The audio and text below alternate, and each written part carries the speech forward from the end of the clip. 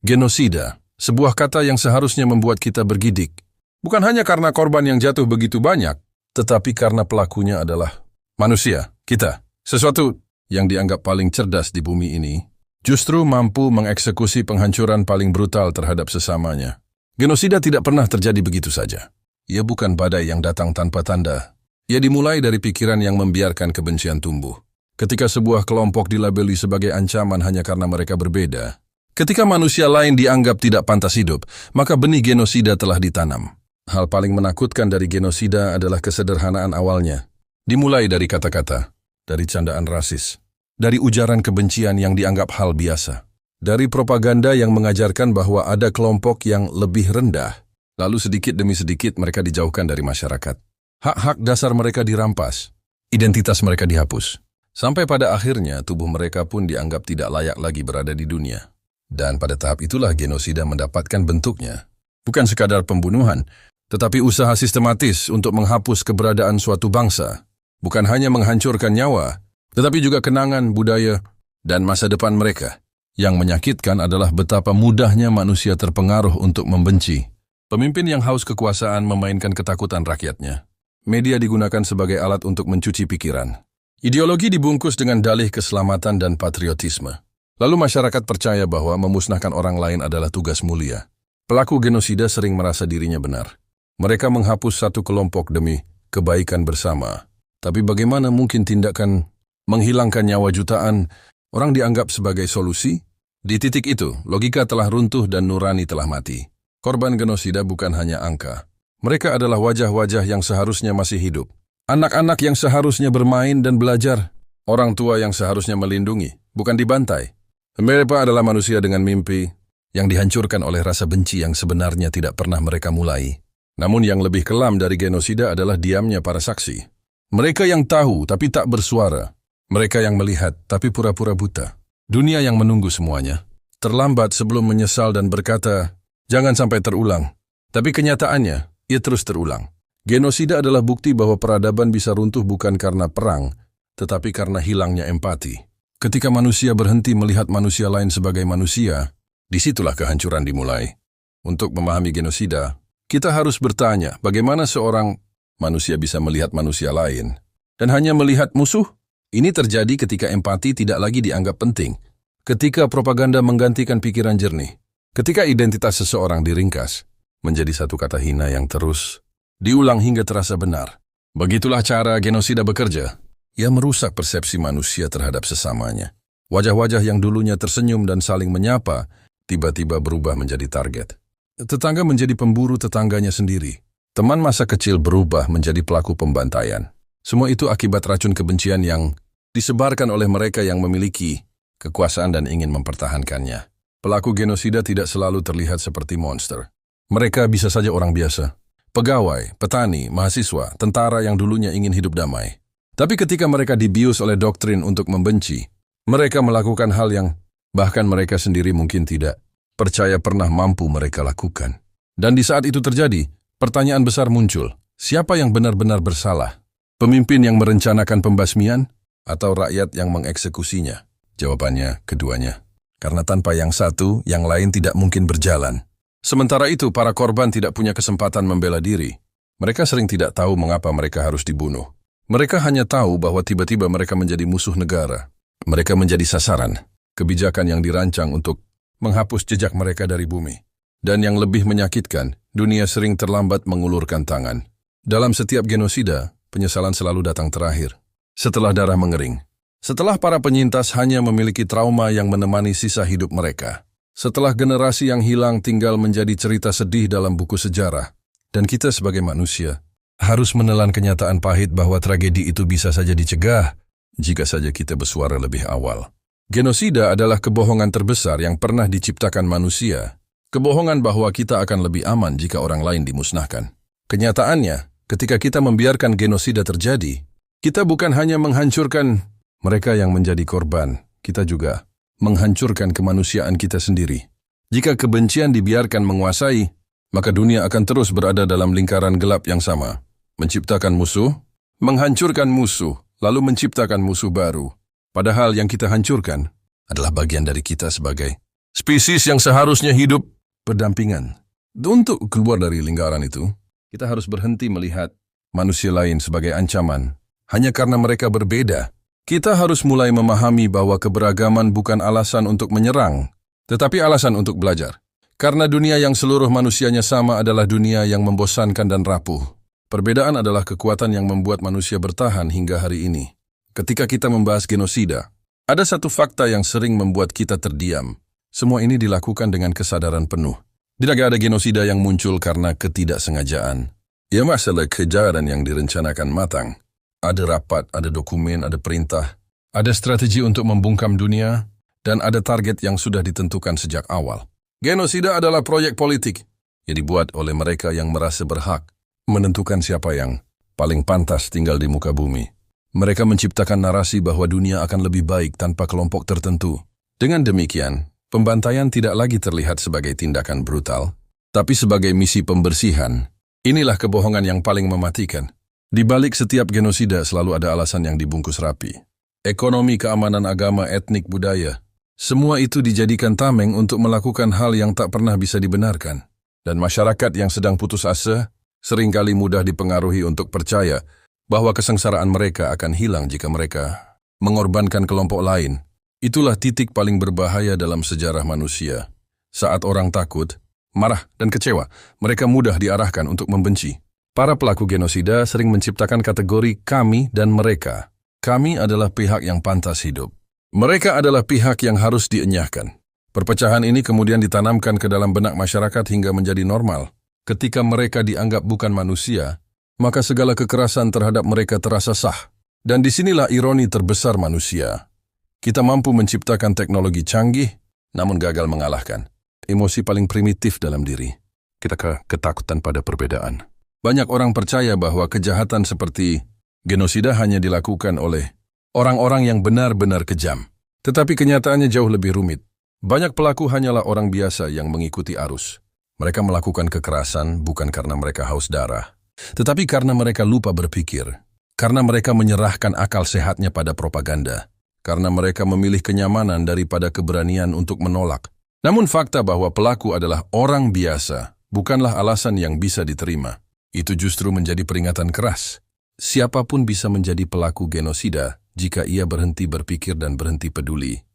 Apa yang hilang dari para pelaku adalah satu hal, empati. Bukan empati yang besar, tetapi empati kecil yang seharusnya muncul ketika melihat manusia lain menderita. Empati yang membuat kita bertanya, bagaimana jika itu terjadi pada diriku, pada keluargaku, pada anakku? Tanpa empati, manusia kehilangan kemanusiaannya. Dan tanpa kemanusiaan, apa bedanya kita dengan pemangsa yang memburu hanya untuk bertahan hidup? Sementara itu, dunia luar sering menonton dari jauh, menunggu, menganalisis, berdiskusi, seolah-olah menunggu korban cukup banyak agar intervensi terlihat. Masuk akal. Padahal setiap menit yang terlewat bisa berarti ratusan nyawa hilang. Ketika bantuan akhirnya datang, seringkali yang tersisa hanyalah puing-puing peradaban dan trauma yang akan diwariskan ke generasi berikutnya. Genosida adalah bukti bahwa kecerdasan manusia tidak menjamin kebaikan manusia. Kita memiliki pengetahuan yang cukup untuk menghancurkan satu sama lain, namun masih harus belajar bagaimana hidup berdampingan. Kita tahu bagaimana cara membuat dunia runtuh, tetapi kita belum sepenuhnya memahami bagaimana membangunnya kembali di atas nilai kemanusiaan yang sejati. Dalam genosida, yang dihancurkan bukan hanya tubuh manusia, tetapi semua yang melekat pada dirinya. Bahasa dibungkam, budaya dihapus. Sejarah diputarbalikkan. Identitas yang mereka bawa sejak lahir pun dianggap sebagai penyakit yang harus disembuhkan atau dilenyapkan. Ini bukan sekadar pembunuhan. Ini adalah usaha untuk menghapus keberadaan suatu bangsa dari memori dunia. Dan yang paling tragis adalah hilangnya generasi masa depan. Anak-anak yang tidak memahami kebencian, yang belum mengerti arti perbedaan, dipaksa merasakan ketakutan, yang bahkan orang dewasa pun tak sanggup menanggungnya. Dunia harusnya memberi mereka harapan, bukan trauma berkepanjangan. Tapi genosida merenggut hak itu tanpa rasa bersalah. Kita sering mengira bahwa tragedi seperti ini hanya hidup di halaman buku sejarah. Di dalam dokumenter yang kita tonton dengan rasa ngeri, di kisah-kisah kala masa lalu yang katanya tidak akan terulang. Namun sayangnya, genosida sering terjadi bukan karena dunia tidak tahu, Tetapi karena dunia memilih untuk tidak peduli, para pelaku genosida selalu berusaha mengontrol narasi. Mereka menyembunyikan bukti. Mereka membungkam saksi. Mereka memanfaatkan hukum sebagai senjata untuk membenarkan kejahatan. Dan ketika para korban berteriak meminta bantuan, suara mereka sering hilang di tengah riuhnya kepentingan politik internasional. Karena di balik setiap genosida, selalu ada kepentingan lain yang bermain. Ada negara yang tidak ingin kehilangan sekutu. Ada pemimpin yang tidak ingin mencampuri urusan negara lain demi menjaga ekonomi. Ada organisasi global yang berdebat soal istilah hukum, sementara manusia mati setiap detiknya. Kata genosida sering diperdebatkan lebih lama daripada upaya nyata untuk mencegahnya. Itulah wajah lain dari tragedi kemanusiaan ini. Birokrasi yang bertele-tele dapat membunuh lebih banyak dari senjata. Ketika keputusan tertunda, kehidupan pun hilang tanpa sempat diselamatkan. Dan setelah semuanya selesai, apa yang biasanya terjadi? Dunia mengadakan konferensi, membuat film dokumenter, menetapkan hari peringatan, dan mengucapkan kalimat yang sama setiap tahun. Ini tidak boleh terjadi lagi. Namun setiap kali itu diucapkan, sejarah sudah menyiapkan babak baru dari kengerian yang sama di tempat yang berbeda. Kenyataan pahitnya adalah manusia cepat melupakan. Kita hanya marah ketika tragedi masih hangat, ketika berita masih memenuhi layar, ketika gambar-gambar yang mengoyak hati masih dibagikan ribuan kali. Tetapi saat berita itu meredup, empati pun perlahan padam. Kita kembali tenggelam dalam rutinitas dan meninggalkan para penyintas untuk hidup dengan trauma yang tidak pernah benar-benar hilang. Kesadaran ini seharusnya membuat kita malu, karena seharusnya rasa kemanusiaan tidak bergantung pada trending topik. Penderitaan manusia tidak seharusnya dinilai dari seberapa banyak orang menontonnya. Jika kita sungguh ingin genosida tidak terulang, maka kita harus berani melawan kemarahan yang diarahkan pada kelompok tertentu. Kita harus berani mempertanyakan informasi yang coba membuat kita membenci. Dan yang paling penting, kita harus berani berkata, tidak pada ketidakadilan sebelum ketidakadilan itu berubah menjadi bencana kemanusiaan. Genosida bukan hanya tentang apa yang dilakukan pelaku, tetapi juga tentang kegagalan kita sebagai sesama manusia untuk mencegahnya. Jika kita menelusuri akar terdalam dari genosida, kita akan menemukan satu hal yang selalu muncul, ketakutan. Ketakutan yang dibungkus menjadi alasan pembenaran. Ketakutan yang kemudian berubah menjadi kebencian. Kebencian yang akhirnya memutus nilai-nilai kemanusiaan. Ketakutan membuat manusia rela melakukan hal yang tak terpikirkan. Ketika suatu kelompok digambarkan sebagai ancaman, orang mulai percaya bahwa kehancuran kelompok itu merupakan satu-satunya jalan untuk merasa aman. Inilah awal dari jurang yang paling gelap dalam sejarah manusia. Namun ada hal lain yang tak kalah mengerikan. Genosida bukan hanya perbuatan mereka yang memegang senjata, melainkan juga mereka yang menyebarkan kebohongan. Mereka yang menyulut kebencian, mereka yang memerintahkan pembantaian, mereka yang diam dan tidak peduli. Sebuah kekejaman besar tidak bisa bekerja sendiri. Ia membutuhkan sistem. Ia membutuhkan massa. Ia membutuhkan legitimasi dari orang-orang yang seharusnya menjaga moral. Dan di sanalah tragedi terbesar manusia terjadi. Ketika orang baik tidak berbuat apa-apa. Lihatlah betapa mudahnya manusia dipisahkan menjadi kita dan mereka. Pembatas itu diciptakan dengan kata-kata yang tampak. Sederhana namun sangat menghancurkan. Mereka pendatang. Mereka berbeda. Mereka tidak pantas tinggal di sini. Mereka mengancam kita. Seketika empati menghilang. Seolah penderitaan pihak lain tidak lagi relevan. Seolah tangis mereka bukan suara manusia. Genosida kemudian berjalan bukan sebagai kekacauan, tetapi seperti mesin yang dirancang rapi. Dengan tahapan yang jelas dan tujuan yang mengerikan. Penghapusan sebuah identitas sampai hilang jejaknya dari dunia. Apa yang lebih parah dari itu? Ketika semua selesai, para pelaku berusaha menulis ulang sejarah, mengubah diri seolah pahlawan. Menghapus bukti, membungkam saksi, memutarbalikkan narasi. Mereka ingin bukan hanya membunuh para korban, tetapi juga membunuh ingatan tentang mereka. Dan di sini kita harus bertanya dengan suara lantang. Jika memori korban pun dihapus, bagaimana dunia belajar agar tragedi yang sama tidak terulang? Genosida bukan hanya persoalan tentang kematian massal. Ini adalah upaya sistematis untuk menghapus keberadaan suatu bangsa, identitas, dan sejarah, agar dunia melupakan bahwa mereka pernah ada. Ketika kita membahas genosida, sering kita fokus pada sejarah lama yang sudah dibukukan. Namun luka paling menyakitkan adalah yang masih berdarah hari ini. Dan salah satu tragedi kemanusiaan terbesar yang masih berlangsung ada di tanah Palestina, khususnya Gaza. Di sana hidup manusia diatur oleh blokade yang seolah menutup semua pintu harapan. Bahan makanan terbatas, akses listrik sering mati, air bersih sulit dijangkau. Rumah-rumah runtuh, sekolah hancur, rumah sakit berhenti berfungsi karena kekurangan tenaga dan peralatan. Bayi lahir dalam ketakutan. Anak-anak tumbuh dengan suara ledakan sebagai lagu tidur mereka. Berapa banyak keluarga yang bangun pagi tanpa tahu apakah mereka masih punya rumah saat malam tiba? Berapa banyak ibu yang memeluk anaknya dengan doa, bukan karena bahagia, tapi karena takut itu adalah pelukan terakhir? Konflik selalu memiliki kompleksitas. Selalu ada narasi yang saling bertentangan. Tetapi ada satu hal yang tidak boleh diperdebatkan. Warga sipil tidak pantas menjadi korban kekerasan, apapun alasannya. Ketika populasi suatu wilayah kehilangan akses kesehatan, pendidikan dan pekerjaan dan kebebasan bergerak, ketika satu identitas selalu dipandang sebagai ancaman, bukan sebagai manusia, ketika kehidupan masyarakat dihancurkan, sampai tidak ada lagi masa depan yang bisa dibayangkan, maka kita harus berani menyebut itu sebagai tanda bahaya tertinggi. Ini bukan hanya tentang statistik korban yang bertambah setiap hari. Ini tentang hilangnya generasi, hilangnya budaya, hilangnya tempat yang mereka sebut rumah. Ketika dokumentasi kehidupan sebuah bangsa perlahan menghilang, itu bukan hanya pembantaian fisik, melainkan penghapusan eksistensi. Sementara itu dunia seringkali sibuk mencari pihak yang benar, hingga lupa bahwa yang paling membutuhkan perhatian adalah pihak yang terluka. Perdebatan politik sering lebih keras daripada jeritan anak yang kehilangan orang tuanya. Dan disinilah letak kejahatan terbesar dalam genosida modern. Dunia melihatnya, dunia mengetahuinya.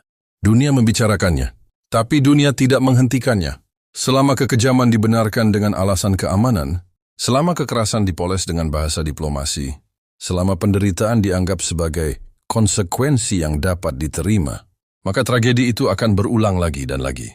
Gaza mengingatkan kita bahwa genosida tidak selalu datang dengan camp, konsentrasi dan senapan terarah di depan kamera. Kadang genosida hadir dalam bentuk kelaparan, keterasingan, dan penghancuran harapan secara perlahan.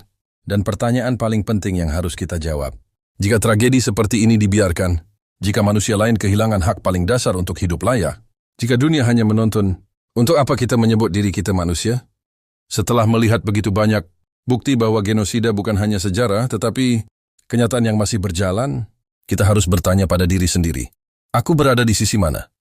Karena dalam setiap kejahatan besar di dunia ini, hanya ada 3 posisi manusia, pelaku, korban, dan penonton. Dan penonton seringkali menjadi penyebab genosida bertahan paling lama. Kita hidup di zaman ketika informasi sangat mudah ditemukan. Bukti penderitaan tersebar lewat foto dan video yang kita lihat setiap hari. Kita tahu apa yang terjadi. Kita menyaksikannya. Bahkan kita bisa merasakannya. Tetapi seringkali kita hanya menggulir layar, menghela napas sebentar, lalu melanjutkan hidup. Kejahatan terbesar saat ini bukan hanya yang dilakukan oleh mereka yang memegang senjata, tetapi juga dilakukan oleh mereka yang memilih untuk tidak peduli. Dunia telah terlalu sering membiarkan tragedi menjadi tontonan, dan genosida berkembang subur dalam keheningan. Tapi bukan berarti kita tidak punya kekuatan. Justru di era ini, suara manusia biasa bisa melampaui batas negara. Kesadaran bisa menjadi senjata, informasi bisa menjadi perlawanan. Kepedulian bisa menjadi awal perubahan. Sebuah pertanyaan penting muncul bagi kita semua. Apakah kita mau terus menjadi generasi yang hanya menonton sejarah kelam berulang, atau kita menjadi generasi yang menghentikannya? Berbicara untuk kebenaran bukanlah politik. Itu adalah kemanusiaan. Mengutamakan nyawa manusia bukanlah keberpihakan. Itu adalah moralitas. Karena ketika seorang anak menjadi yatim karena bom, ketika sebuah keluarga kehilangan rumahnya dalam semalam, ketika orang tua dikubur bersama harapannya, mereka tidak mengajukan pertanyaan politik. Mereka hanya bertanya, apakah hidup kami tidak berharga? Jika kita tidak menjawab pertanyaan itu dengan tindakan, maka jawaban kita sama saja dengan berkata bahwa nyawa mereka memang tidak penting. Kita mungkin tidak bisa langsung menghentikan perang. Kita mungkin tidak bisa memaksa para pemimpin dunia untuk berubah. Tapi kita bisa memulai dari langkah terkecil yang justru paling penting. Tidak membiarkan manusia lain dilupakan. Mengangkat suara, menyebarkan kesadaran. Menolak narasi yang dehumanisasi. Berdiri untuk mereka yang dipaksa roboh. Karena sejarah mengajarkan satu hal yang tidak boleh kita abaikan. Genosida akan selalu kembali, selama kita membiarkan manusia diperlakukan bukan sebagai manusia. Dan mulai hari ini, kita harus memilih untuk tidak lagi tinggal diam. Genosida tidak pernah muncul dari ruang kosong. Ia lahir dari kekuasaan yang tidak dikendalikan, dari propaganda yang dibiarkan menyebar, dan dari kejahatan yang perlahan dinormalisasi. Ketika satu kelompok manusia diberi label ancaman, musuh, atau tidak layak hidup, maka langkah menuju pembenaran pembantaian menjadi sangat mudah. Kita sering berpikir bahwa pelaku genosida adalah monster tanpa hati.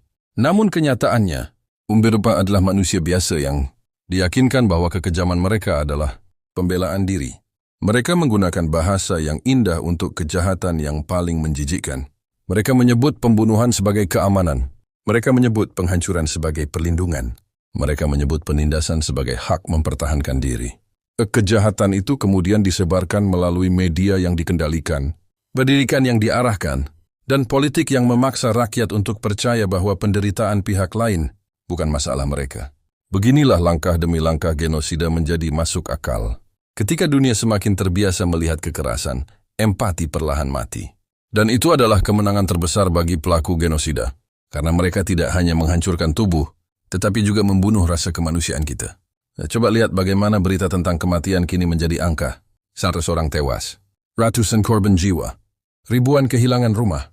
Angka-angka itu memisahkan kita dari kenyataan bahwa di balik setiap angka ada seseorang yang pernah tertawa, memiliki mimpi, memiliki masa depan. Setiap angka adalah sebuah cerita yang tidak sempat selesai. Propaganda berfungsi untuk membuat kita berpikir bahwa para korban pantas menerimanya. Dan ketika kita sampai pada titik itu, titik di mana sakit orang lain terasa biasa saja, maka kita telah kehilangan bagian terpenting dari diri kita sebagai manusia. Nah, itulah sebabnya genosida bukan sekadar kejahatan fisik. Ia adalah kejahatan psikologis.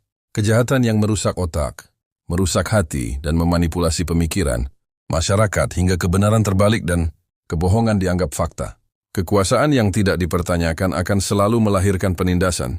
Dan selama propaganda menjadi suara paling keras, maka kemanusiaan akan terus menjadi korban. Kita tidak bisa lagi membiarkan narasi kebencian mengambil alih kebenaran. Karena ketika kebenaran dibungkam, hanya kejahatan yang tersisa untuk berbicara. Dan sebuah dunia yang membiarkan kejahatan berbicara tanpa lawan adalah dunia yang sedang menuju kehancurannya sendiri. Pada akhirnya, ketika semua analisa dan sejarah sudah kita bahas, hanya satu pertanyaan yang tersisa. Apakah kita manusia, atau hanya makhluk yang lupa bahwa semua manusia layak hidup?